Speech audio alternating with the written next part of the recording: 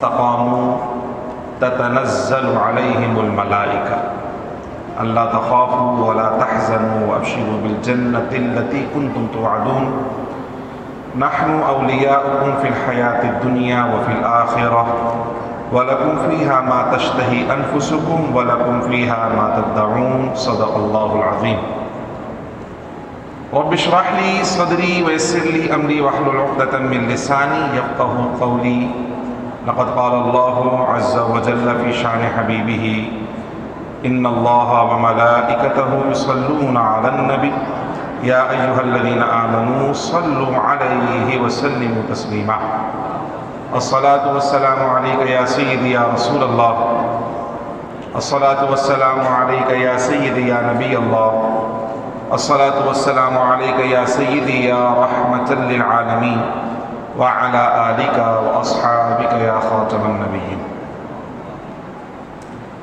مختصر حمد و صلات کے بعد میرے انتہائی واجب الاحترام بزرگوں، دوستوں، ساتھیوں، بالخصوص آج کی بزم کے صدر محترم جناب الحاج محمد سعید خان صابری صاحب، جنرل سیکرٹری حنفیہ عالمگیر جامع مسجد ٹرسٹ، سرپرست اعلیٰ بانی و سرپرست جامعہ سلیم و مدرسہ حنفیہ رضویہ، محترم جناب امین بنارسی صاحب، محترم جناب محمد حسن خان صاحب، ہماری جامعہ سلیم کے مقتدر اساتذہ کرام، مدرسہ حنفیہ رضویہ کے اساتذہ کرام، عزیز طلبہ، دیگر حاضرین، سامعین و ناظرین، یقیناً آج ہم سب کی خوش نصیبی ہے کہ آج ہم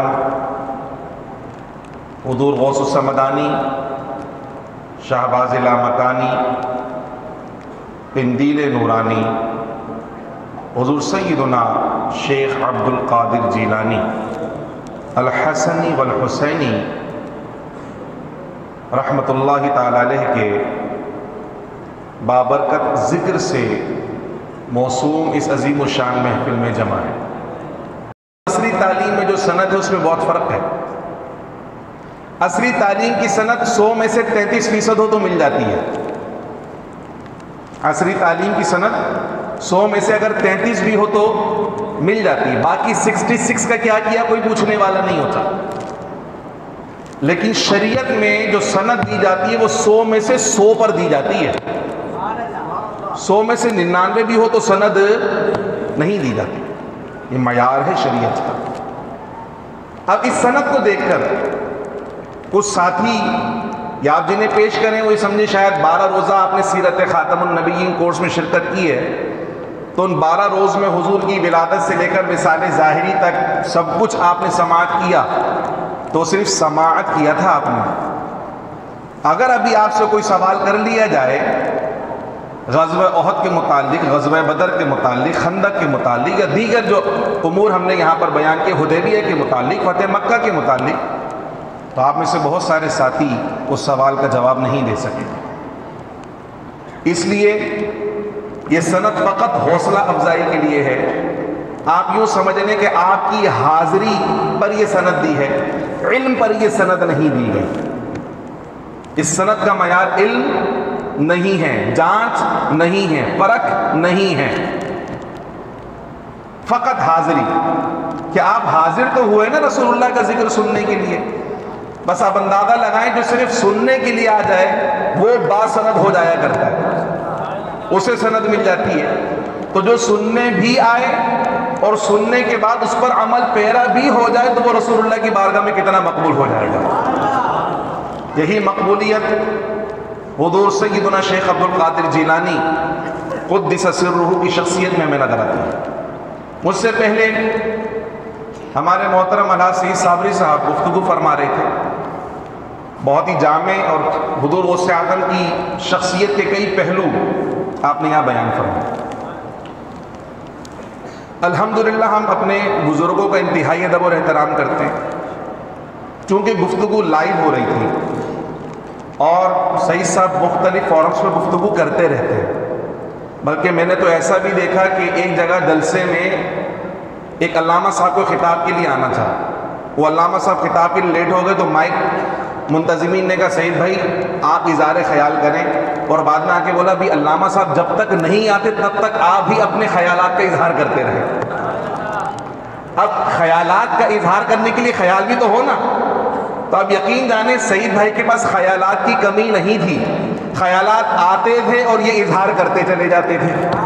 45 منٹ کی تقریر کی سعید بھائی نے فی البدی، ایک ہوتا نا ہم تو تیاری کر کے جاتے ہیں، مطالعہ کر کے جاتے ہیں، پڑھ کے جاتے ہیں، اور پھر وہ سوچتے ہیں، جملے سوچتے ہیں، یوں سوچتے ہیں، حوالے دیکھتے ہیں، پھر کہیں جا کے 45 منٹ کریں تو بھی مشکل ہو جاتا ہے، مواد ختم ہو جاتا ہے مگر ٹائم ختم ہونے کا نام نہیں لیتا۔ جو مبتدی ہیں، جو ابتدائی طور پہ خطابات کرنے والے، وہ اس بات کو جانیں گے، خود میرے ساتھ ہوا، ابتدا میں شوق تھا جی اپنی تقریر کرنی ہے۔ ہمارے دارالعلوم جامعہ علیمیہ اسلامیہ کی مرکزی مسجد میں جمعہ پڑھانے کا مجھے موقع ملا، اور جمعہ آگے 14 اگست کو 14 اگست تھی اور جمعے کا دن تھا، تو ہم نے کہا جی ہم تحریک پاکستان کے حوالے سے اور شہداء کی جو قربانی اس کے حوالے سے اور پاکستان کیوں وجود میں آیا اس کے اوپر کلام کریں گے، تو ہم نے تقریباً 10 صفحوں کی تقریر لکھی۔ خطاب وہاں کرنا تھا 40 منٹ، تو ہم نے کہا 10 منٹ، یہ 10 صفحوں کی جو تقریر ہے یہ تو بہت کفایت کرے گی، آدھی ہوگی، آدھی تو پھر بھی بچ جائے گی، مگر ہماری وہ تقریر 25 منٹ میں ہو گئی ختم۔ پیچھے کتنے بچے؟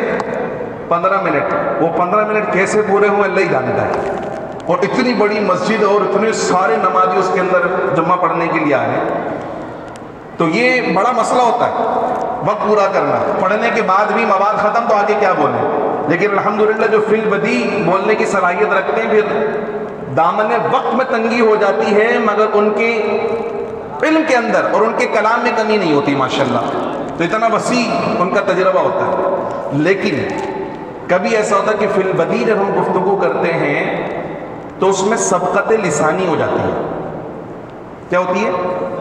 سبقت لسانی، یعنی میری نیت نہیں تھی وہ بات بولنے کی، میں وہ جملہ بولنا نہیں چاہ رہا تھا، مگر گفتگو کے دوران وہ جملہ، وہ ایک کلمہ نکل گیا، اور وہ کلمہ شریعت کی نگاہ میں قابل گرفت، اور پھر جب سامنے آپ کے ناقدین بیٹھے ہوں پھر تو اور زیادہ قابل گرفت ہوا کرتا ہے۔ جیسے مولانا محبوب صاحب جب گفتگو کر رہے تھے تو ایک کلمہ ان کی زبان سے بھی نکلا کہ آپ کو کب پتہ چلا کہ آپ نبی بنے، تو میں نے فوراً ان کو لقمہ دیا کہ نبی نہیں بلکہ ولی، ولی کیسے بنے۔ تو اگر کسی سے سبقت لسانی ہو جاتی ہے تو ہمیں درگزر کا معاملہ کرنا چاہیے، اور اس کے اندر فوراً سے گرفت کرنے والی کیفیت، یہ سبقت لسانی کسی سے بھی ہو سکتی ہے، بڑے سے بڑے خطیب سے بھی سبقت لسانی ہو سکتی ہے، اور اس کے اوپر تو باقاعدہ ہمارے وہاں گروپس بن چکے ہیں اور اس پہ کئی مناظرے اور پتہ نہیں کیا کچھ ہو چکا ہے اس سبقت لسانی کی وجہ سے۔ بڑے وہ ہوتے ہیں جو اپنی غلطی کو تسلیم کر کر اور اس پر اللہ کی بارگاہ میں فوراً توبہ کر لیں، چونکہ اکڑنا یہ شیطان کا کام ہے، آدم اور آدمی کا کام اکڑنا نہیں ہے، بلکہ وہ تو کہتے ہیں ربنا ظلمنا انفسنا وان لم تغفر لنا وترحمنا لنکونن من الخاسرین، ہم نے اپنی جانوں پہ ظلم کیا مولا، یہ قصور، یہ غلطی ہم سے سرزد ہو گئی ہے، اگر تو نے رحم نہیں کیا اور اگر تو نے معاف نہیں کیا تو کیا ہوگا؟ ہم خسارہ اٹھانے والوں میں سو جائیں گے۔ شیطان اکڑتا ہے، انسان کی طبیعت میں اکڑ نہیں ہونی چاہیے۔ اگر کہیں کوئی سبقت لسانی ہو یا اس کی طرف کوئی توجہ دلائے تو ہمیں کیا کرنا چاہیے، لیکن میں یہ سمجھتا ہوں کہ جو توجہ دلانے والے ہیں وہ بھی چونکہ ہم سے محبت کرتے ہیں، اور وہ یہ سمجھ رہے ہیں کہ چونکہ ہم اس وقت لائیو جا رہے ہیں اور بہت سارے لوگ پتہ نہیں کہاں کہاں اس کو سن رہے ہوں، نہ بھی سن رہے ہوں لیکن لائیو تو چلا گیا، کبھی بھی کوئی بھی سن سکتا ہے، تو وہ اس جملے کو پکڑ کر کہیں ہماری وہ گرفت نہ کر لے اور کہیں اس کے خلاف کوئی باقاعدہ کیمپین نہ چلانا شروع کر دے۔ تو سعید صاحب نے ایک جملہ کہا، نبوت کی منزلیں طے کرنا، حالانکہ وہ نبوت کی منزلیں نہیں تھی، وہ ولایت کی منزلیں تھیں۔ غوث اعظم ولایت کی منزلیں طے کر رہے تھے، تو ولایت کی منزلیں طے کرنے کے حوالے سے گفتگو تھا، مگر سبقت لسانی میں کیا ہو گیا؟ نبوت کی منزلیں طے کرنا۔ تو اس حوالے سے پوچھا گیا تو میں نے اس کی وضاحت فرما دی ہے کہ یہ سبقت لسانی ہے، باقاعدہ کوئی بھی مسلمان کوئی بھی مسلمان کسی بھی ولی کو نبی نہیں مانتا، کسی صورت نہیں مانتا، ٹھیک ہے؟ تو اس لیے میں نے تھوڑی سی وضاحت کر دی، چونکہ پھر میرے اوپر بھی ہے کہ آپ بیٹھے ہوئے تھے اور آپ نے بولا نہیں اور آپ نے بتایا نہیں، تو یہ بیٹھنا بھی ایک بڑا مسئلہ ہے۔ یہ جو ہمارے وہاں کہتے ہیں نا مسند سنبھالنا آسان بات ہے، مسند سنبھالنا آسان بات نہیں ہوتی۔ مسند سنبھالنا بالکل ڈرائیونگ سیٹ پہ بیٹھنے جیسا ہے، باقی مسافر سو رہے ہوں سوتے رہیں کوئی فرق نہیں پڑتا، پوری بس سو جائے کوئی فرق نہیں پڑتا، لیکن اگر ڈرائیور صاحب سو گئے نا تو پھر سب کا مقدر سو جائے گا، تو بڑا فرق پڑتا ہے، تو ڈرائیور کو بہت زیادہ چوکنا رہنا پڑتا ہے۔ خیر، اب ہم آتے ہیں مقصود کی طرف۔ حضور سیدنا شیخ عبد القادر جیلانی رحمہ اللہ کا جو زمانہ ہے، آپ کی ولادت ہے 470 ہجری، کیا ہے 470 ہجری۔ کم سے کم بزرگوں کی تاریخ پیدائش، سن پیدائش اور ان کے وصال کی جو سن ہے نا وہ یاد رکھا کریں، اس سے آپ کو ان کے زمانے کا تعین کرنے کا پتہ چلتا ہے کہ کس زمانے میں تھے، وہ کس زمانے میں تھے۔ 470 ہجری میں آپ کی پیدائش ہے اور 560 یا 561 میں آپ کا وصال ہے۔ ٹوٹل دورانیہ کتنا بنا؟ اگر 560 لیتے ہیں تو 90 سال، 561 لیتے ہیں تو 91 سال، تقریباً یہ آپ کی حیات مبارکہ کا زمانہ ہے۔ حضور غوث اعظم رضی اللہ تعالی عنہ مادرزاد ولی ہیں، آپ نے علماء سے بارہا اس بات کو سماعت فرمایا، لیکن مادرزاد ولی ہونے کے باوجود حضور غوث اعظم رضی اللہ تعالی عنہ نے جو ایک معروف راستہ ہے ولایت کا، ولایت میں حصول مراتب کا، آپ نے وہ نہیں چھوڑا۔ پوری حیات مبارکہ جد و جہد سے بھرپور ہے، زندگی کا کوئی گوشہ عافیت نہیں ہے کہ میں بس ایک کمفرٹ زون کے اندر آ گیا ہوں، میں کچھ بن گیا ہوں، اب مجھے کچھ کرنے کی ضرورت نہیں ہے۔ پوری حیات مبارکہ غوث اعظم کی اس میں کہیں یہ جملہ نظر نہیں آتا کہ اب چونکہ میں اتنے بڑے منصب پر فائز ہو گیا ہوں اب مجھے کچھ کرنے کی ضرورت نہیں ہے، بلکہ جتنے بڑے منصب پر فائز ہوئے اتنی ہی زیادہ جد و جہد غوث اعظم نے کی ہے، اتنی ہی زیادہ جد و جہد۔ 5 سال کی آپ کی عمر ہے اور 5 سال کی عمر میں آپ کے علاقے کے اندر، جیلان کے اندر، ایک بڑی اہم بات یہاں پہ مزید میں آپ سے عرض کروں، ہمارے وہاں نکاح کے وقت برادری سسٹم کے حوالے سے بڑی سختی ہوتی ہے کہ ہم اپنی برادری میں نکاح کریں گے، اس سے باہر نکاح نہیں کریں گے، اپنے خاندان میں نکاح کریں گے، اس کے باہر نکاح نہیں کریں گے۔ حضور غوث اعظم کی پیدائش کہاں پر ہے؟ جیلان۔ کہاں پر ہے؟ جیلان۔ یہ ایران کا ایک قصبہ ہے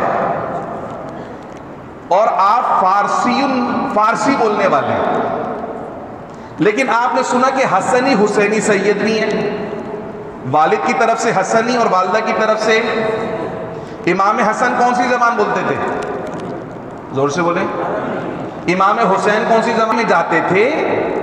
وہاں جو کوئی نیک سیرت خاتون موجود ہوتی تھی ان سے نکاح کر لیا کرتے تھے اور پھر اس سے ان کی اولاد وہاں پر، ان کی اولادیں پھیل جاتی تھی۔ اب وہ نسلاً تو سید ہوتے تھے مگر علاقے کے اعتبار سے اس علاقے کی شخصیت ہوتے تھے، جیسے غوث اعظم جیلان کے رہنے والے۔ اسی طرح ہمارے پختون بھائی ہیں، ان میں بھی سادات ہیں، تو بولا یار یہ پٹھان ہوگا یا یہ سید ہوگا؟ تو بھائی وہ نسلاً پٹھان نہیں ہے، وہ علاقائی پٹھان ہے، نسلاً تو سید ہے وہ، لیکن چونکہ وہ سادات یہاں ہجرت کر آ گئے اور پھر ان کی خواتین سے نکاح کیا تو ان کی نسلیں بھی کیا ہو گئیں؟ پشتو بولنے والی ہو گئی، نسلاً کیا ہے؟ وہ سید ہے۔ اس سے پتہ چلتا ہے جو ہم نے باؤنڈریز بنا رکھی ہیں کہ ہماری اپنی انا کی بنائی ہوئی ہیں، شریعت کی بنائی ہوئی باؤنڈریز، اپنی خاندان میں کریں گے، اپنی نسل میں کریں گے، اس کے علاوہ باہر نہیں کریں گے، یہ کیا بات ہوگی؟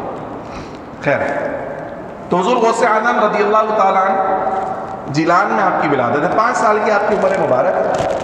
تو جیلان کے اندر حج کے قافلے جمع ہو رہے ہیں، مختلف علاقوں سے قافلے آ رہے ہیں، وہ یہاں پر جمع ہو رہے ہیں تاکہ ایک مرکزی قافلہ تشکیل دیا جائے، پھر اس کے بعد سب مکہ مکرمہ حج کی سعادت کے لیے روانہ ہو جائے۔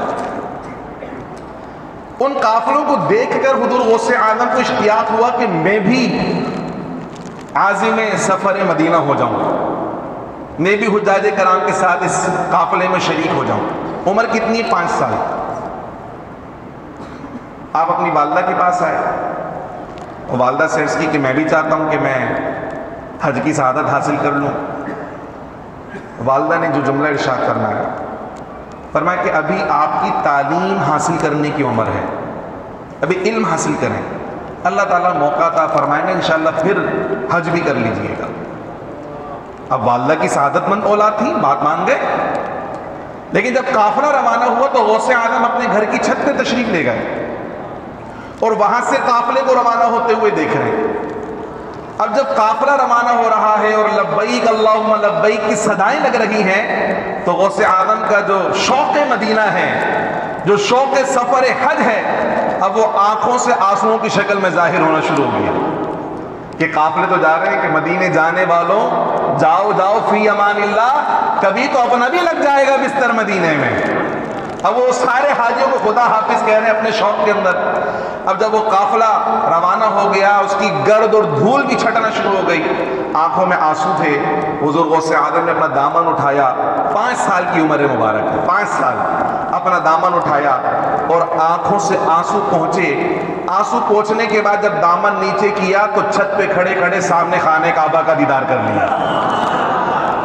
دامن نیچے ہوا تو پردے ہٹے اور جیلان میں چھت پر کھڑے کھڑے بیت اللہ شریف کی زیارت کری۔ اور پھر غوث اعظم جب غوثیت کبریٰ کے منصب پر فائز ہوئے تو فرمایا ایک وقت وہ تھا کہ جب ہمیں کعبے کی زیارت کا اشتیاق تھا، ایک وقت وہ تھا جب ہمیں کعبے کے طواف کا اشتیاق تھا، اب عالم یہ کہ کعبہ ہمارے خیمے کا آ کر طواف کیا کرتا ہے۔ یہ جو مناصب ہیں، یہ جو مراتب ہیں، یہ جو مقامات ہیں، گھر بیٹھے مل گئے، گھر میں سکون سے بیٹھے رہے اور اس منصب تک پہنچ گئے۔ حضور غوث اعظم نے خود اپنا سفر بیان فرمایا، سفر علم۔ 18 سال کی عمر میں آپ جیلان سے بغداد تشریف لے گئے، وہاں پر اکتساب فیض کر رہے ہیں، بڑے بڑے علماء کے ساتھ ان کی بارگاہ میں بیٹھ رہے ہیں، مادرزاد ولی ہونے کے بعد بھی علماء کی بارگاہ میں جا رہے ہیں، علم ظاہر حاصل کرنے کے لیے جا رہے ہیں۔ ایک بات اور عرض کروں، چونکہ پچھلی گفتگو میں بات آئی تھی اس لیے میں آپ سے عرض کر رہا ہوں، علم کی تحصیل کے حوالے سے بلا شبہ علم کی تحصیل بہت ضروری ہے، لیکن علماء کا ایک طبقہ ہے جنہیں امی کہا جاتا ہے۔ آج جمعے کے اندر بھی میں نے اس پر کلام کیا ہے، علماء کا ایک طبقہ ہے، انہیں امی کہا جاتا ہے۔ سب کے اوپر یہ بات لاگو نہیں ہوتی، لیکن کچھ ایسے ہیں جو حضور علیہ السلام کی صفت امیت کا مظہر ہوا کرتے ہیں۔ 2 بڑے بزرگ ہیں، اور بھی ہیں، 2 بڑے بزرگوں کا نام میں نے جمعے کے اندر بتایا تھا۔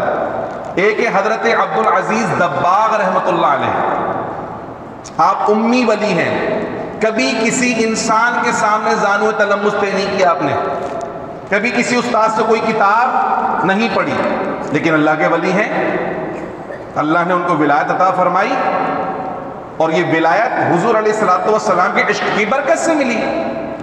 تو ان کے ایک مرید ہیں بہت بڑے عالم دین، وہ اپنے شیخ کا امتحان لینے لگے۔ ان کے دل میں یہ بات تھی کہ حضرت نے نہ تو قرآن کسی سے پڑھا، نہ حضرت نے حدیث کی کوئی کتاب کسی سے پڑھی، اب یہ قرآن اور حدیث میں امتیاز کیسے کر سکتے ہیں؟ اور پھر حدیث چونکہ پڑھی نہیں تو حدیث کے نام پر میں کچھ بھی کہہ دوں کہ یہ بھی حدیث وہ بھی حدیث، جیسے ہمارے زمانے میں پتہ نہیں کتنی ساری جھوٹی حدیثیں لوگوں میں رائج ہیں جو حدیث ہیں ہی نہیں مگر ہمارے لوگ اسے حدیث کہتے ہیں۔ اگر میں ان کے سامنے پیش کر دوں تو چونکہ کوئی کتاب پڑھی ہی نہیں ہے تو ان کو کیسے پتہ چلے گا کہ یہ حدیث ہے یا نہیں ہے؟ تو فرماتے کہ میں نے اپنے شیخ کے سامنے 2 کلام پیش کیے، جس میں سے ایک حدیث تھی اور دوسری حدیث نہیں تھی۔ میں نے التباس کیا، حدیث اور غیر حدیث کو ملا کر پیش کیا، اور شیخ سے پوچھا حضرت یہ کلام کیسا ہے؟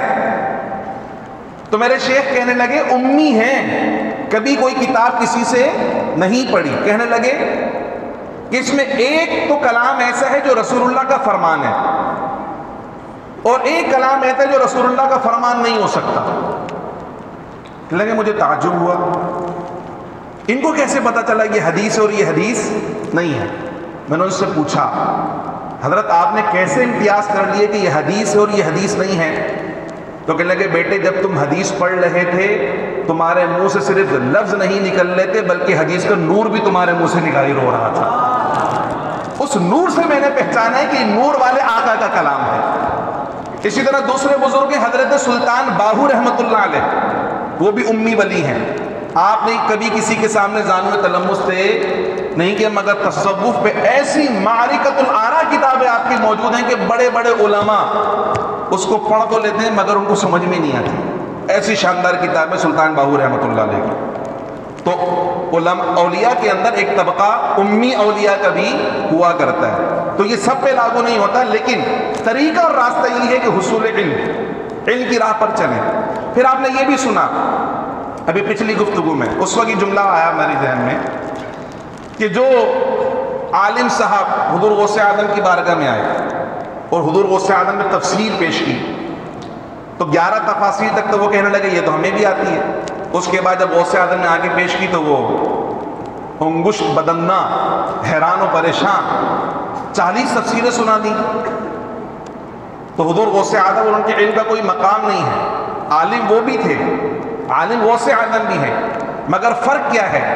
فرق یہ کہ یہ جو عالم صاحب تھے یہ کتاب سے استفادہ کر رہے تھے اور حضور غوث اعظم صاحب کتاب سے استفادہ کر رہے تھے. تو جن کی تاریں وہاں سے جڑ جاتی ہیں پھر ان کے علم کی کوئی انتہا لوگوں کو نظر نہیں آتی ہے.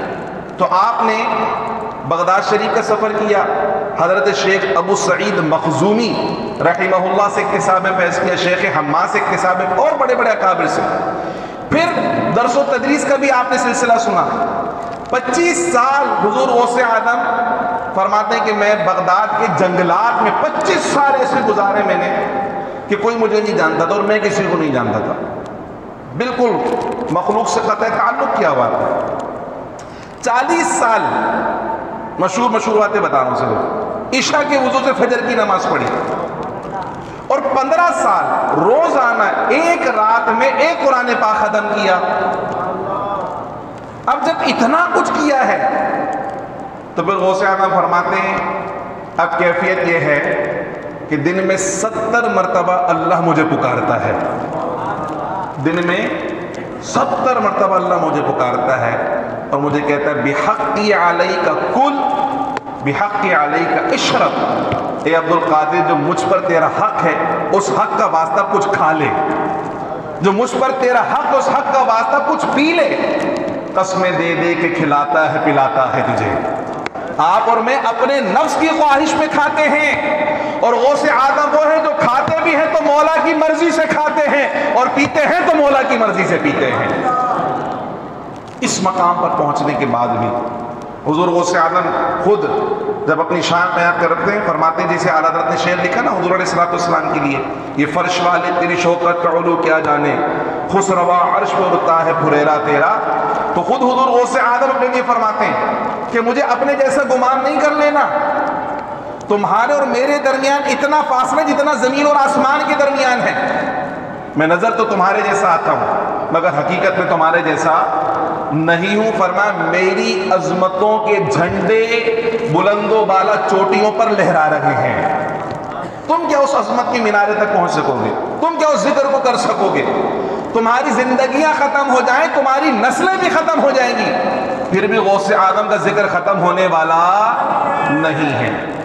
یہ ہماری خوش نصیبی ہے فقط کہ ہم اسے نسبت رکھتے ہیں اور اس نسبت کا یہ کمال ہے کہ یہ نسبت دنیا میں بھی کام آتی ہے، یہ نسبت قبر میں بھی کام آتی ہے اور یہ نسبت حشر میں بھی کام آتی ہے.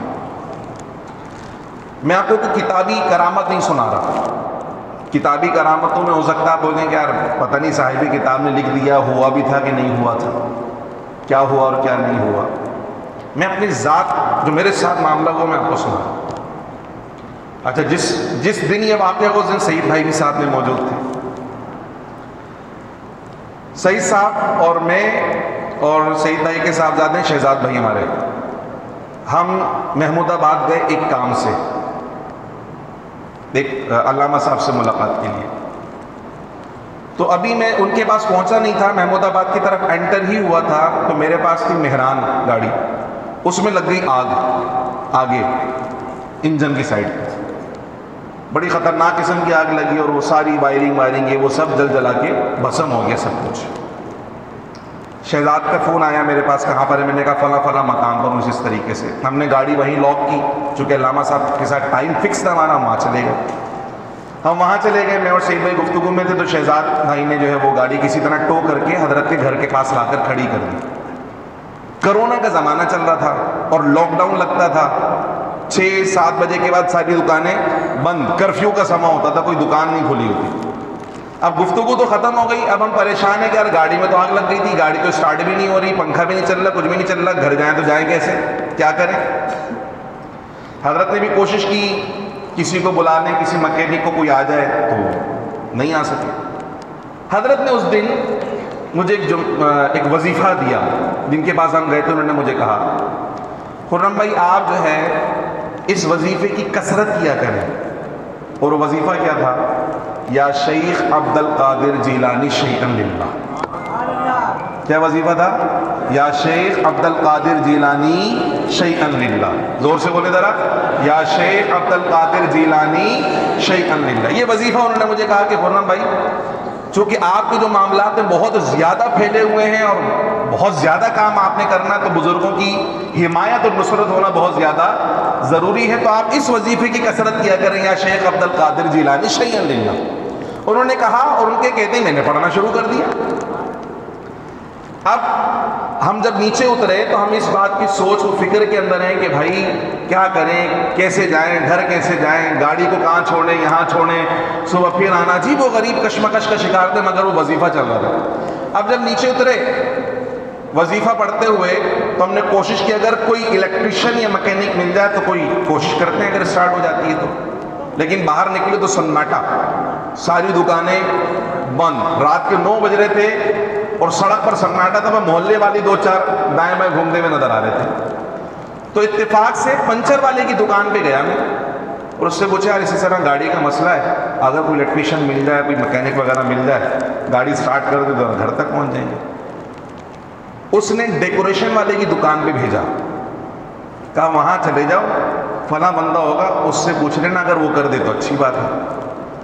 اب ہم اس دکان پر گئے، شٹر گرا ہوا تھا، شٹر بجایا، دکان کھلی، اس میں 2-3 بندے بیٹھے ہوئے تھے، ان سے کہا جی فلاں بندہ، انہوں نے وہ تو نہیں ہے، خیریت کیا ہوا؟ کہا اس طرح کا مسئلہ ہے۔ اس میں سے ایک لڑکا نکل کر آیا، اس نے بونا کھولا، یہ تار کھینچ، وہ تار کھینچ، یہ جوڑ وہ جوڑ، یوں کر کے اس نے گاڑی سٹارٹ کر دی۔ گاڑی بھی سٹارٹ کر دی، اب لائٹ نہیں جل رہی، پنکھا نہیں چل رہا، گاڑی تو سٹارٹ ہو گئی، نہ پنکھا چل رہا ہے نہ لائٹ جل رہی ہے، اب رات کے اندھیرے میں کیسے سفر کریں گے، یہ بھی ایک مسئلہ۔ خیر وہ یا شیخ عبد القادر جیلانی، مدد کرنے والے تو وہی تھے، جب انہیں پکار رہے تو دستگیری وہیں سے ہو رہی تھی، یا تائے دستگیری کوئی میرے دل سے پوچھے، وہی آ گئے مدد کو میں نے جب جہاں پکارا۔ اگر وہ خود نہ بھی آئے تو کسی نہ کسی کو مدد کے لیے ضرور بھیجتے ہیں۔ اور پھر ایسی دستگیری ہوئی کہ ہم پریشان تھے، جیب میں پیسے بھی نہیں اتنے زیادہ، اتنا بڑا خرچہ نکل کر آ گیا، کیا ہوگا، کیسے ہوگا، کس طریقے سے ہوگا؟ یقین جانے صرف 50 روپے خرچ ہوئے۔ کتنے؟ صرف 50 روپے، وہ بھی ٹیپ کے لیے، ٹیپ نہیں تھا، صرف 50 روپے ٹیپ کے خرچ ہوئے ہیں۔ اور اس 50 روپے خرچ کرنے کے بعد گاڑی بھی سٹارٹ ہو گئی، پنکھا بھی چل گیا، لائٹیں بھی آن ہو گئی، اور ہم یا شیخ عبد القادر جیلانی کا نعرہ لگاتے ہوئے خیریت سے گھر پر بھی پہنچ گئے۔ تو یہ میں نے کتابی بات نہیں بتائی، یہ وہ جو خود ایکسپیرینس کیا وہ میں نے آپ کو بتایا کہ آج بھی حضور غوث اعظم کی دستگیری میں کوئی فرق نہیں آیا، بلکہ آج بھی اگر کوئی انہیں مدد کے لیے پکارے تو وہ آج بھی دستگیری فرمایا کرتے ہیں۔ مگر شرط کیا ہے؟ شرط ہے یقین کامل۔ کیا ہے؟ یقین کامل۔ کوئی آپ کے پاس بھی آئے نا مدد مانگنے کے لیے اور آپ کو بولے یار دیکھ لو قاسم بھائی کر سکتے ہو تو ٹھیک ہے کر دو، نہیں تو کوئی بات نہیں، تو قاسم بھائی کے بولیں گے یار مجھے ہلکا لیا ہوا اس نے، کر سکتے ہو تو کر دو، نہیں کر سکتے تو چلو ٹھیک ہے کوئی بات نہیں، تو آپ بھی کیا بولیں گے جا بھائی دیکھ لے کسی اور کو دیکھ لے، نہیں کر سکتا میں جا۔ لیکن وہ آپ کے پاس آئے کہ بھائی میری آخری امید آپ ہو، میری آس ہی آپ سے لگی ہوئی ہے، اور کوئی یہ کام کر ہی نہیں سکتا، مجھے پورا یقین ہے آپ ہی میرا یہ کام کرو گے، یار آپ میرا کام کر دو۔ بولتے یار اس بندے نے مجھ سے امید لگا رکھی ہے تو میں کوشش کر کے اس کا کام کروں، صرف مثال کے ذریعے سمجھانے کی بات کرتا ہوں۔ تو اللہ والوں سے جب استغاثہ کیجئے تو اس یقین کے ساتھ کیجئے، یقین پیاسے کو پانی کے ساتھ ہوا کرتا ہے کہ پیاسا جب پانی پیتا ہے تو اس کو یقین ہوتا ہے کہ یہ پانی میری پیاس بجھا دے گا۔ تو جتنا یقین پیاسے کو پانی پر ہوا کرتا ہے اتنا یقین آپ کو غوث اعظم کی مدد پر ہونا چاہیے کہ پکاروں گا تو ضرور مدد کریں گے، پکاروں گا تو ضرور امداد ہوگی۔ اب جب ہم پکارتے ہیں تو چونکہ ہم تو مانتے ہیں اس لیے پکارتے ہیں، جنہوں نے نہیں ماننا وہ نہ پکاریں، ہمیں کوئی پریشانی نہیں، لیکن جب وہ پکارنے والوں کو تنگ کرتے ہیں تو پھر مسائل پیدا ہو جاتے ہیں۔ یا شیخ عبد القادر جیلانی شیئا للہ، جب یہ نعرہ لگایا جائے تو بہت ساروں کو ہضم نہیں ہوتا، وہ کہتے ہیں یار دیکھو ان کی قسمت پر، مطلب کیا کہیں، کیسے بے وقوف لوگ ہیں، رسول اللہ انہیں توحید سکھا کر گئے، رسول اللہ انہیں جامع توحید پلا کر گئے، رسول اللہ نے ان کا تعلق قادر کے ساتھ مضبوط کرنا چاہا، مگر یہ بے وقوف عبد القادر کو پکارتے ہیں۔ کیسے بے وقوف ہیں، قادر کو نہیں پکارتے، عبد القادر کو پکارتے ہیں۔ شرک کرتے ہیں یہ بے وقوف لوگ۔ ہمارے کچھ عقل مند ساتھی جو صرف اپنا پیٹ بڑھا رہے ہیں، اپنا علم نہیں بڑھا رہے، 11ویں کھا تو رہے ہیں مگر 11ویں کو ڈیفینڈ نہیں کر رہے، 11ویں والے کا صدقہ کھا تو رہے مگر 11ویں والے کی عظمتوں کی حفاظت نہیں کر پا رہے۔ ہمیں دکھ ہوتا ہے ایسے ساتھیوں پر، وہ بھی کہتے ہیں ہاں یار بات تو صحیح ہے، قادر سے مانگنا، اللہ قادر ہے، قادر سے مانگو۔ عبد القادر کے تو نام میں ہی عبد ہے، وہ تو قادر کا بندہ ہے، بندے سے مانگ رہے ہو، قادر سے نہیں مانگ رہے ہو۔ کتنے افسوس کی بات ہے۔ ہاں یار بات تو صحیح ہے، اللہ سے مانگنا چاہیے، بلا شبہ اللہ سے مانگنا چاہیے، لیکن یہ جو جملہ خود حضور غوث اعظم نے عطا کیا، یا شیخ عبد القادر جیلانی شیئا للہ، آپ کو اس کا ترجمہ تو پتا ہو کم سے کم۔ اے شیخ عبد القادر جیلانی اللہ کے واسطے کچھ عطا کر دیجئے، یہ جملہ ہے، کیا ہے؟ اے شیخ عبد القادر جیلانی اللہ کے واسطے کچھ عطا کر دیجئے۔ اب جو فقیر ہمارے وہاں بھیک مانگتے ہیں وہ کیا کہتے ہیں؟ اللہ کے نام پہ دے دو بابا، یہی تو بولتے ہیں نا، کیا کہتے ہیں؟ اگر وہ اللہ کے نام پہ نہیں مانگے، ڈائریکٹ بولے دے دو، لاؤ نکالو، اب بولتا ہے تو نے قرض رکھوایا ہوا تھا میرے پاس جو مانگنے کے لیے آ گیا۔ ہاں جب وہ کہتا اللہ کے نام پہ دے دو بابا، تو آپ بولتے ہیں یار اللہ کے نام پہ مانگ رہا ہے، اور میرے پاس جو کچھ ہے وہ کس کا دیا ہوا ہے؟ اللہ کا دیا ہوا ہے، اپنے رب کے نام پہ کچھ نہ کچھ میں سے دے دوں۔ اللہ کی بڑی مہربانی کہ اللہ نے مجھے اوپر والا ہاتھ دیا ہے، اللہ نے مجھے دینے والا رکھا ہے، مانگنے والا، تو کچھ نہ کچھ اللہ ہی کے مال میں سے کچھ نہ کچھ بندے کو میں دے دیتا ہوں۔ اب کوئی اللہ کے نام پر کوئی بابا آپ سے آ کر مانگے تو آپ اسے بولتے تو مشرک ہو گیا، اللہ کے نام پہ مجھ سے مانگ رہا ہے، اللہ کے نام پہ اللہ سے مانگ۔ بات آ رہی سمجھ میں آپ کی؟ بات آ رہی نہیں آ رہی؟ اللہ کے نام پہ اللہ سے مانگ، کبھی بولا آپ نے بابا کو، فقیر کو بولا؟ بلکہ بولتے معاف کرو بابا، اتنا ہی بولتے ہیں نا، یہ تو نہیں بولتے اللہ کے نام پہ بندے سے مانگ رہا ہے۔ یار اللہ سے مانگنا بھائی، اللہ سے لو لگا، اللہ دینے والا ہے، میرے پاس کہاں آ گیا تو؟ اللہ کے خزانوں میں کوئی کمی نہیں، اللہ سے لو لگا ہوا، بیٹے اللہ سے مانگ، اللہ کے نام پہ اللہ سے مانگ، اللہ کے نام پہ بندے سے کیسے مانگ رہا ہے؟ کوئی فقیر کو اس طرح کا جملہ بلکہ خوشی خوشی دیتے ہیں، اللہ کے نام پہ مجھ سے مانگا میں دے دوں۔ یہ جملہ کیا ہے؟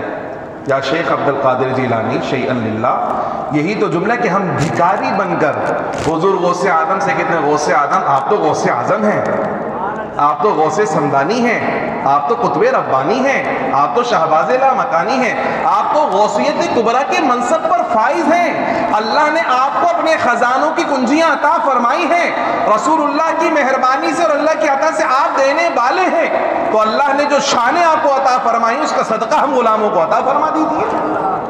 تو جس اللہ نے آپ کو غوث اعظم بنایا اسی اللہ کے نام پہ غوثیت کا صدقہ ہم غلاموں کو عطا فرما دیجیے، بس اتنی سی تو بات ہے۔ تو ہم یہ کہتے ہیں غوث اعظم اللہ کے نام پہ دے دو بابا، ہم کیا بول رہے ہوتے ہیں؟ سادہ سا ترجمہ کہ غوث اعظم اللہ کے نام پہ دے دو بابا، وہ تو ہیں ہی سب سے بڑے بابا، بڑے پیر ہیں نا، بڑے پیر وہی ہیں، باقی سارے جتنے پیر ہوتے ہیں وہ مریدوں کے پیر ہوتے ہیں، مگر غوث اعظم پیروں کے بھی پیر ہیں، وہ پیروں کے پیر ہیں، پیرانے پیر ہیں، ایسا پیر کوئی ہوا ہی نہیں ہے جو پیروں کا بھی پیر۔ تو ہم یہ کہہ رہے ہیں کہ یا شیخ عبد القادر جیلانی شیئا للہ، اے شیخ عبد القادر جیلانی اللہ کے نام پہ دے دو بابا، اس میں کون سی بری بات ہے؟ مانگا عبد القادر سے مگر کس کے نام پہ مانگا؟ بات یہ ہے کہ جنہیں ہمارا اللہ کے نام پہ ولیوں سے مانگنا برا لگ رہا ہے، مانگتے تو وہ بھی ہیں، مانگتے تو وہ بھی ہیں، وہ اللہ کے نام پہ دنیا والوں سے مانگتے ہیں۔ کیا مدرسے کا چندہ نہیں مانگتے لوگوں سے؟ کیا مسجد کا چندہ نہیں مانگتے لوگوں سے؟ کیا مدرسے کے بچوں کا راشن نہیں مانگتے لوگوں سے؟ مسجد کے مدرسے میں پڑھنے والے بچوں کے کپڑے نہیں مانگتے لوگوں سے؟ مانگتے تو وہ بھی ہیں، مانگتے ہم بھی ہیں، بس فرق اتنا ہے کہ وہ اللہ کے نام پہ دنیا والوں سے مانگتے ہیں، ہم اللہ کے نام پہ اللہ والوں سے مانگتے ہیں۔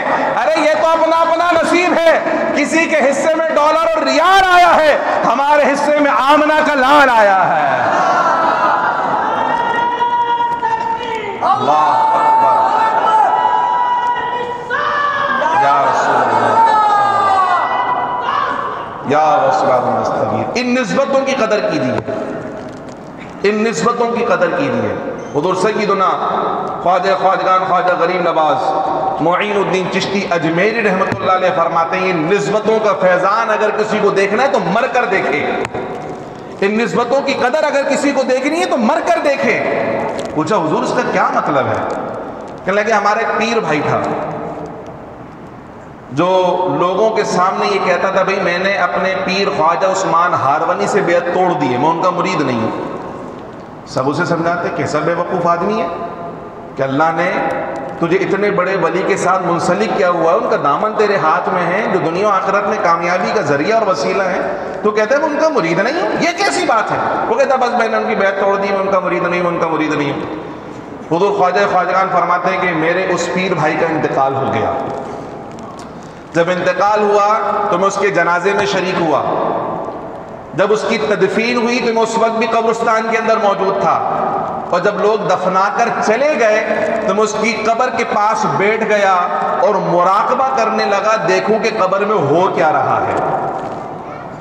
اب مراقبہ عموماً آنکھیں بند کر کے ہوتا ہے، اگر کہیں دیکھنا ہو تو کیسے دیکھتے ہیں؟ آنکھیں کھول کر دیکھتے ہیں۔ حمزہ کیسے دیکھتے ہیں؟ ہاں ٹیڑھے ٹیڑھے نہیں دیکھتے، آنکھیں کھول کر دیکھتے ہیں۔ مگر اللہ والوں کی دیکھیں کیا شان ہے، آنکھیں کھول کر دیکھ کر بھی ہمیں جو چیزیں نظر نہیں آتی، اللہ والے آنکھیں بند کرتے ہیں سارے جلوے دیکھ لیا کرتے ہیں۔ آنکھیں بند کی ہیں تو قبر کے اندر کے احوال نظر آنا شروع ہو گئے۔ لوگ تو نبی کے بارے میں سوال کرتے ہیں کہ دیوار کے پیچھے کا نظر آتا تھا کہ نہیں آتا تھا، ادھر نظر آتا تھا کہ نہیں آتا تھا۔ ان کے غلام خواجہ خواجگان خواجہ غریب نواز منو مٹی نیچے کے اندر دیکھ کر یہ بتاتے ہیں کہ یہ شان ہے ان کے غلاموں کی، سرکار کا عالم کیا ہوگا۔ اللہ اکبر، یا رسول اللہ، یا غوث اعظم دستگیر۔ ارے تم تو غلاموں کی حقیقت کو نہیں پہچان سکے، آقا کی عظمتوں کا اندازہ کیا لگا سکو گے؟ فرماتے میں نے مراقبہ کیا اور مراقبے میں دیکھا کہ پاؤں کی جانب سے منکر نکیر قبر میں داخل ہوئے اور سرہانے کی جانب سے ہمارے پیر خواجہ عثمان ہارونی اس کی قبر میں تشریف لے کر آ گئے۔ جب سارے اپنے چھوڑ کر چلے جاتے ہیں اس وقت یہ اللہ والے کام آتے ہیں۔ کہنے لگے کہ میں نے دیکھا کہ منکر نکیر پاؤں کا انگوٹھا پکڑ کر اسے ہلا کر اٹھا رہے تھے، اٹھو سوال جواب کا ٹائم ہے۔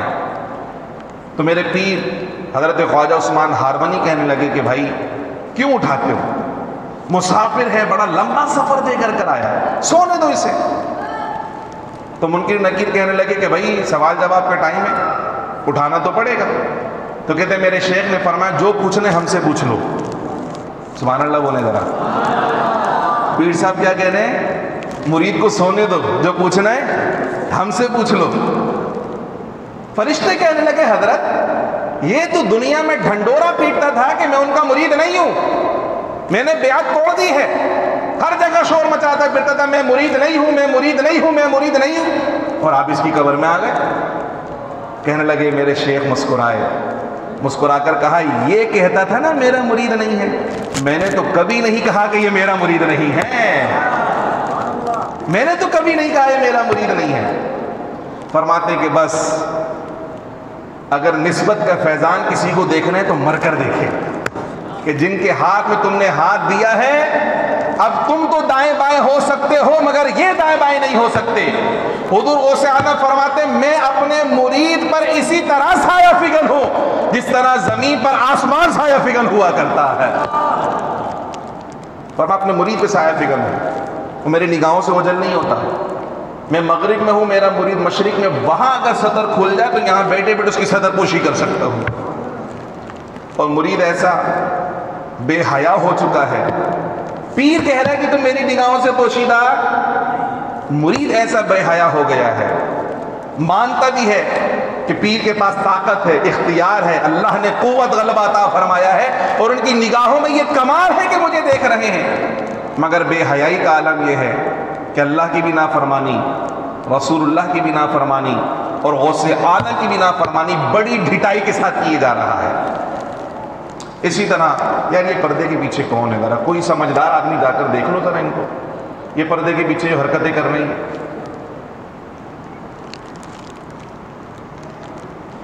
اسی طرح یہ جو نسبتیں ہیں، یہ جو تعلق ہے، یہ روز حشر بھی کام آنے والا ہے، قیامت میں بھی کام آنے والا ہے۔ قرآن مجید فرقان حمید میں اللہ سبحانہ و تعالی نے فرمایا یوم یفر المرء من اخیہ و امہ و ابیہ و صاحبتہ و بنیہ، قیامت کے دن یہ جو رشتے ہیں، جو نسبی تعلقات ہیں، فرمایا ایک دوسرے کو چھوڑ دیں گے، کوئی کسی کا کام نہیں آ رہا ہوگا، بھائی بھائی سے بھاگ رہا ہوگا، باپ اپنی اولاد سے بھاگ رہا ہوگا، یہ کیفیات ہوں گی، نسبی رشتے ختم ہو جائیں گے، مگر جو روحانی نسبتیں ہیں وہاں بھی اپنا فیضان دکھائیں گے۔ اور سیدنا غوث اعظم رضی اللہ تعالی عنہ کا فرمان، آپ فرماتے میں اس وقت تک جنت میں نہیں جاؤں گا جب تک میرا ایک بھی مرید جنت میں جانے سے رہتا ہوگا۔ اب اس سے آپ اندازہ لگائیں، یہ ہلکی بات نہیں ہے۔ حضور غوث اعظم کا زمانہ میں نے آپ کو بتایا کہ ظاہری حیات مبارکہ 470 سے لے کر 561، تقریباً 1000 سال ہو چکے ہیں آپ کو آرام فرما ہے اپنے مزار برانوار کے اندر۔ تو ایسا نہیں کہ بس مرید ہوئے، قادری سلسلے میں آئے تو جو ان کے مسند نشین ہونے پر مرید ہوا، غوث اعظم صرف اس کو جانتے ہیں، ایسا نہیں ہے، بلکہ قیامت تک جو جو قادری ہوگا غوث اعظم ہر ایک کے چہرے کو پہچانتے ہیں۔ یہ خاص پہچان ہوگی قادریوں کی، ایک خاص چمک ہوگی قادریوں کی، اور یہ چمک روز حشر میں ظاہر ہوگی جب لوگ قرآن مجید فرقان حمید کے بتائے ہوئے پس منظر کے مطابق لوگ ادھر ادھر بھاگ رہے ہوں گے، اور حضور غوث اعظم میدان حشر میں کھڑے ہو کر اپنے غلاموں کو ندا لگا رہے ہوں گے، اے عبد القادر کے چاہنے والوں، اے قادری نسبت رکھنے والوں، تم کہاں ادھر ادھر بھاگتے پھر رہے ہو؟ تمہارا شیخ عبد القادر یہاں کھڑا ہے، آؤ اپنے شیخ کے دامن رحمت میں آ کر پناہ لے لو۔ یوم ندعو کل اناس بامامہم، سب کو ان کے اماموں کے نام سے پکارا جائے گا، اور قادریوں کو حضور غوث اعظم کے نام سے پکارا جائے گا۔ کہاں ہیں قادری کرنے آ کر نظارہ غوث اعظم کا؟ اور پھر جب حضور غوث اعظم رضی اللہ تعالی عنہ کی نسبتوں کا فیضان وہاں جلوگر ہوگا۔ یہ بات ہم اس لیے نہیں کہہ رہے کہ کوئی گناہ پر جری ہو جائے، بس میں نے تو گناہ نہیں کرنا، غوث پاک ہے نا بچا لیں گے، لیکن پھر کہوں گا اگر غوث پاک نے اپنے مریدوں کی صف میں سے باہر نکال کر کھڑا کر دیا کہ نکل جاؤ، میرے مرید کی صف میں تم شامل نہیں ہو سکتے ہو، تم نے اتنے حرام کام کیے، رسول اللہ کی نافرمانی کرنے والا میرا مرید نہیں ہو سکتا، اللہ کے حکم کے بغاوت کرنے والا میرا مرید نہیں ہو سکتا، نکل جاؤ۔ اگر غوث اعظم نے مریدوں کی صف میں سے نکال دیا تو پھر آپ کو کوئی فائدہ ملنے والا نہیں ہے، پھر کوئی دوسرا غوث اعظم وہاں پر نہیں ہے۔ اس لیے فیضان انہیں ملے گا جو حقیقی قادری ہیں۔ اب وہاں پر جنت تو ہے متقیوں کے لیے، پرہیزگاروں کے لیے، قرآن مجید میں اللہ سبحانہ و تعالیٰ نے ارشاد فرمایا نیکوکاروں کے لیے۔ اب حضور غوث اعظم رضی اللہ تعالی عنہ وہ تو حقیقی جنتی ہیں، وہ تو جنت میں تشریف لے جائیں گے۔ ہم غلام جب حضور غوث اعظم کی معیت میں جنت کی طرف رواں دوا ہوں گے تو ہمیں یقیناً کچھ پریشانی ہوگی، ایک خوف طاری ہوگا۔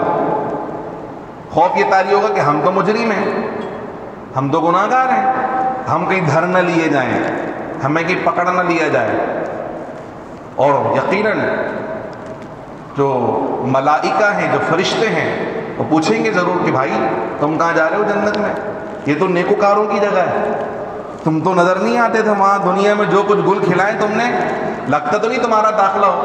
اب کسی کے پاس کسی پروگرام میں جانے کا ایک پاس ہو صرف، اس کے ساتھ اگر دوست جاتا ہے نا تو اس کو لوگ پکڑتے ہو، بھائی کہاں جا رہا ہے؟ تو بولتا ہے میں ان کے ساتھ ہوں، میں ان کے ساتھ ہوں، فوراً بتا میں ان کے ساتھ ہوں، میں ان کے ساتھ ہوں۔ بولا پاس تو ایک ہی ہے، میں ان کے ساتھ ہوں۔ بولتا ہاں میرے ساتھ ہے، آنے دیں۔ بولا نہیں، پاس والے کو داخلے کی اجازت ہے، جس کے پاس پاس نہیں اس کو داخلے کی اجازت۔ لیکن یہاں غوث اعظم کا اللہ کی بارگاہ میں وہ مقام ہے، مقام محبوبیت ہے کہ پاس تو غوث اعظم کے پاس ہے، مگر جو ان کے ساتھ جڑے ہیں وہ بھی پاس ہو جائیں گے۔ جب فرشتے روکیں گے کہ بھئی تم کہاں جا رہے ہو، تو ہمارے زبان میں بس ایک ہی جواب ہوگا کہ ہم اپنے عمل کی وجہ سے نہیں جا رہے، ہم اپنی عبادت، ریاضت اور مجاہدے کی وجہ سے اس مقام پر نہیں پہنچے۔ ہمارا تو دعویٰ ہی نہیں ہے، نہ ہمیں اپنی عبادتوں پر ناز ہے، نہ اپنی ریاضت پہ ناز ہے، نہ اپنے علم پہ ناز ہے، نہ اپنے اجر و ثواب پہ ناز ہے۔ اگر ہمیں ناز ہے تو اپنے پیر غوث اعظم دستگیر پہ ناز ہے، ہمیں ناز ہے تو قادری نسبت پہ ناز ہے۔ فرشتوں روکتے کیوں ہو مجھے جنت میں جانے سے؟ یہ دیکھو ہاتھ میں دامن ہے کس کا؟ غوث اعظم کا۔ میں ایسے نہیں جا رہا، مجھے تو غوث پاک لیے جا رہے ہیں، مجھے تو نسبت لیے جا رہی ہے، مجھے تو ان کا دامن ساتھ لیے جا رہا ہے۔ لیکن دوستوں، آخری عرض یہی کرنی ہے کہ غوث پاک کی جو پوری زندگی ہے عملی جد و جہد ہے۔ کیا ہے؟ عملی جد و جہد، اور ایک بڑا تعلق آپ کا علم کے ساتھ، ایک بڑا تعلق آپ کا مدرسے کے ساتھ، ایک بڑا تعلق آپ کا وعظ و نصیحت کے ساتھ، تبلیغ کے ساتھ، داعی اسلام ہے بہت بڑے آپ۔ اس پوری کیفیت میں ہم حضور غوث پاک کے ساتھ قادری نسبت رکھتے ہوئے کہاں کھڑے نظر آ رہے ہیں؟ ہماری تو پوری زندگی کا جو دوڑ ہے وہ صرف پیسہ کمانے کے لیے، پیسہ پیسہ پیسہ پیسہ پیسہ، صبح سے لے کے شام تک ایک ہی فکر ہے، پیسہ۔ تین چیزیں ہیں بندہ کوشش کرتا ہے کہ بس زندگی میں کر لے، ایک میرا نام بڑا ہو جائے، دوسرا مکان بڑا ہو جائے، تیسرا بینک بیلنس بڑا ہو جائے۔ نام بڑا، مکان بڑا اور بینک بیلنس بڑا۔ نام کتنا بڑا ہوتا ہے آخر میں مرحوم ہو جاتا ہے، مکان کتنا ہی بڑا کیوں نہ ہو آخر میں ورثاء میں تقسیم ہو جاتا ہے، اور مال و دولت اور بینک اکاؤنٹ کتنا ہی بڑا کیوں نہ ہو وہ یہیں پر دھرا کا دھرا رہ جاتا ہے۔ قبر میں کیا لے کر جا رہے ہو؟ یہ جسم بھی کیڑے کھا جائیں گے، بچا کیا؟ کیا بچا بتائیے؟ اعمال۔ یہ نسبتیں اسی وقت فائدہ پہنچاتی ہیں جب آپ کا نظریاتی تعلق، عملی تعلق ان بزرگوں کے ساتھ ہو۔ اگر آپ صرف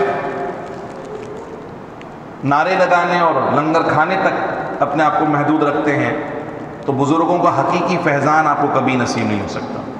حضور غوث اعظم کا لقب محی الدین ہے۔ کیا ہے؟ محی الدین کا مطلب دین زندہ کرنے والا۔ غوث اعظم کا زمانہ آئیڈیل زمانہ نہیں تھا کہ ہر کوئی پھول پہناتا تھا، ہر کوئی ہار کی پتیاں پھینکتا تھا، ہر کوئی دعوت ہے، ہر کوئی لنگر، ایسا زمانہ نہیں تھا۔ بتایا ایسا جاتا ہے مگر حقیقت میں فتنوں کا زمانہ تھا۔ دین بڑی سخت اور کٹھن مراحل کے اندر تھا۔ ایسے میں اللہ نے غوث اعظم کو بھیجا، اور 511 ہجری غوث اعظم نے بیان فرمایا، 511 ہجری کا زمانہ ہے۔ فرماتے بغداد میں ننگے پاؤں گھوم رہا تھا، ایک نحیف نزار کمزور جسم کا بندہ میں نے دیکھا، اس نے مجھے اشارے سے بلایا، اس کے قریب جو اس نے سہارا دینے کا کہا، میں نے جب سہارا دے کر اسے اٹھایا تو وہ تندرست ہو گیا۔ تو کہنے لگے کہ اس نے مجھ سے پوچھا آپ جانتے ہیں کہ میں کون ہوں؟ غوث اعظم نے فرمایا نہیں۔ اس نے کہا میں دین ہوں۔ کیا ہوں؟ دین، یعنی ایک مجسم شکل میں آیا، میں دین ہوں۔ جو حالت مسلمانوں نے میری کی وہ آپ نے دیکھ لی، مگر اللہ نے آپ کو بھیج کر مجھے دوبارہ تر و توانا کر دیا ہے، آپ نے مجھے ایک نئی زندگی عطا فرما دی ہے۔ آپ کی برکت، واعظ و نصیحت، تعلیم و تعلم، درس و تدریس سے دین میں ایک نئی روح آ گئی ہے۔ پھر فرماتے غوث اعظم جب میں مسجد میں پہنچا ہوں نا، ہر کوئی نعرے لگا رہا تھا، یا محی الدین یا محی الدین یا محی الدین کے نعرے لگے، تو آپ نے دین کو زندہ کیا۔ مرغی زندہ کرنا تو چھوٹی سی بات ہے، مرغی زندہ کرنا تو بہت چھوٹی سی بات ہے، یہ آپ کی سب سے بڑی کرامت نہیں ہے۔ سب سے بڑی کرامت فتنوں کے زمانے میں دین کو زندہ کرنا، سب سے بڑی کرامت فتنوں کے زمانے میں سنت کو زندہ کرنا، سب سے بڑی کرامت فتنوں کے زمانے میں لوگوں کو متحد اور متفق کرنا، سب سے بڑی کرامت انتشار کے زمانے میں لوگوں میں اخوت اور محبت کے جذبے پیدا کرنا، سب سے بڑی کرامت جب ہر وقت زبان پہ مال مال اور مال کی رٹ لگی ہو، اس وقت لوگوں کی زبانوں کو اللہ اللہ کی صدائیں عطا فرمانا، یہ سب سے بڑی کرامت ہے غوث اعظم۔ اللہ سے جوڑا، اللہ کے رسول سے جوڑا، اور ایک دین کی ایک نئی لہر مسلمانوں کو عطا فرمائی، اور ایسی زندگی اور تازگی دی کہ آج بھی جب ان کا نام آتا ہے تو ہماری روحیں تازہ ہو جاتی ہیں، ہمارا ایمان تازہ ہو جاتا ہے۔ لیکن ضرورت اس عمل کی ہے، اپنا نظریاتی تعلق مضبوط کیجیے، اپنا عملی تعلق مضبوط کیجیے۔ جب آپ قادری ہو تو آپ کی کردار، گفتار، اخلاق، چلنا پھرنا، پہننا اوڑھنا، ہر رنگ قادری رنگ کا نظر آنا چاہیے، کہ آپ کو دیکھیں تو لوگ بولیں کہ یار یہ قادری ایسا ہے تو عبد القادر کیسے ہوں گے، پھر نسبت رکھنے والا ایسا ہے تو ان کے پیرانے پیر کیسی شخصیت کے حامل ہوں گے۔ اپنے آپ کو بدلیے، قادری رنگ کا حقیقی رنگ اپنے اوپر چڑھائیے، وہ رنگ نہیں جو کپڑے میں چڑھتا ہے تو دھلنے کے بعد مٹ جاتا ہے، بلکہ وہ رنگ جو ہمارے رگ و ریشے کے اندر اتر جائے، اور ایسا رنگ کہ اس کی چمک ہماری پیشانی پر بھی ظاہر ہونی چاہیے، ہماری آنکھوں میں بھی ظاہر ہونی چاہیے، ہمارے چہرے بھی روشن ہونا چاہیے، اور ہمارا کردار بھی روشن ہونا چاہیے۔ اللہ کریم میرے اس مختصر سے کہے کو اپنی بارگاہ میں شرف قبولیت عطا فرمائے، اور ہم سب کو حضور غوث اعظم رضی اللہ تعالی عنہ کا حقیقی فیضان فرما، ہمارے اعزاء و اقرباء کی مغفرت فرما، ہمارے آباء و اجداد کی مغفرت فرما، کل امت مسلمہ کی مغفرت فرما، ہم سبھی کو اپنا بندہ بنا، نفس اور شیطان کی بندگی سے محفوظ فرما، اس محفل مبارکہ کی رحمتیں و برکتیں ہمارا مقدر فرما، ہمارے اہل خانہ کی اس کی رحمتوں سے فیضیاب فرما، اور اس کی برکتوں سے الہ العالمین جتنے مسلمان بھائی بزرگ بچے بہنیں بیمار ہیں سبھی کو شفائے کاملہ صحت عاجلہ نصیب فرما، سبھی کو صحت جسمانی، صحت ایمانی، صحت روحانی سے مالا مال فرما، پریشان حالوں کی پریشانی کو دور فرما، قرضداروں کو قرضوں سے خلاصی عطا فرما، بے اولادوں کو صاحب اولاد فرما، جو صاحب اولاد ہیں ان کی اولادوں کو نیک صالح فرما بردار بنا، بچوں کو ماں باپ کی آنکھوں کی ٹھنڈک بنا، اور ماں باپ کو اپنے بچوں کی خوشیاں دیکھنا نصیب فرما، جن گھروں میں جوان بہنیں بیٹیاں رشتوں کی ابتدار میں سبھی کو اچھے ہونے کے رشتے عطا فرما، جن کی نسبتیں ہو گئی ہیں میرے مولا ان کی رخصتی کے اسباب مہیا فرما، اور جن کی رخصتیاں ہو گئی ہیں انہیں اپنے سسرالوں میں عزت عطا فرما، ذہنی و قلبی سکون عطا فرما، شوہروں کی دلوں میں ان کی محبت پیدا فرما، الہ العالمین جو بے روزگار ہیں انہیں برسر روزگار فرما دے، ہمارے جتنے نوجوان بھائی تعلیم مکمل کر چکے ہیں اور روزگار کے لیے پریشان ہیں سبھی کو اچھے روزگار عطا فرما دے، سبھی کو برسر روزگار فرما دے، بار بار حرمین شریفین کی بادب حاضری کی سعادتیں عطا فرما، اور جو سفر مدینہ پر روانہ ان کے سفر کو بخیر و عافیت تمام فرما، ان کی سفر کی رحمتیں برکتیں ہمیں بھی عطا فرما، جو مقبول دعائیں وہاں پر کر رہے ہیں دعاؤں کی برکتیں ہمیں یہاں عطا فرما دے، الہ العالمین ہمیں ایمان کی سلامتی عطا فرما، خاتم بہتر ہے اپنے پیارے حبیب کے صدقے میں عطا فرما دے، یہ جو لنگر کا اہتمام کیا گیا اس لنگر میں لذت برکت و نور عطا فرما، اس لنگر میں لذت برکت و نور عطا فرما، اس لنگر میں لذت برکت و نور عطا فرما، اور اس لنگر نور و تنور کو تا قیامت جاری و ساری فرما، لوگ آتے رہیں فیض پاتے رہیں، یہ نورانی سلسلے اسی طرح تا قیامت جاری و ساری رہیں، حضور غوث اعظم کے درجات میں ہر لحظہ ہر ساعت ہر آن ترقی بلندی نصیب فرما، انہیں اپنا قرب خاص نصیب فرما، ان کے مزار پر انوار پر اپنی ارب و خرب و رحمتوں برکتوں کا نزول عطا فرما، جو انوار و تجلیات کی برکھا وہاں برس رہی اس کی چند چھینٹیں ہمیں بھی عطا فرما، اور ان کے در پر آنے والی مخلوق کو نفع کثیر عطا فرما، ان کا فیضان ہمیں یہاں عطا فرما، سمعنا و اطعنا غفرانک ربنا و الیک المصیر، یہ رحم و کرم کی مختصر سی اپیل تیرے محبوبوں کی نقل کرتے ہوئے تیری بارگاہ میں پیش ہے، اسے اصل بنا کر اپنی بارگاہ میں قبول فرما، اور ان دعاؤں کا جلد از جلد ظہور بھی عطا فرما۔ اس آیت عظمہ کے صدقے میں ان اللہ وملائکتہ یصلون علی النبی یا ایہا الذین آمنوا صلوا علیہ وسلموا تسلیما۔ اللهم صل وسلم وبارك على سيدنا ومولانا محمد وعلى آله وأصحاب سيدنا مولانا محمد معدن الجود والكرم سبحان ربك رب العزة عما يصفون وسلام على المرسلين والحمد لله رب العالمين آمين اللهم اجعل آخر كلامنا لا إله إلا الله محمد رسول الله صلی اللہ علیہ وسلم۔ جلوائے شان قدرت پھیلا ہو سلام جس کا منبر بنی گردن اولیاء، جس کا منبر بنی گردن اولیاء، اس قدم کی کرامت پہ لاکھوں سلام مصطفیٰ جانے۔ محشر میں جب ان کی آمد ہو اور بھیجے سب ان کی شوکت پہ لاکھوں سلام، تو مجھ سے خدمت کے قدسی کہے ہر رضا، مجھ سے خدمت کے قدسی کہے ہر رضا، مصطفیٰ جانے رحمت پہ سلام، شمع بز میں ہدایت پہ لاکھوں سلام۔ آمین الحمدللہ ومولانا محمد وعلى آلہ واصحابہ اجمعین برحمتک یا ارحم الراحمین۔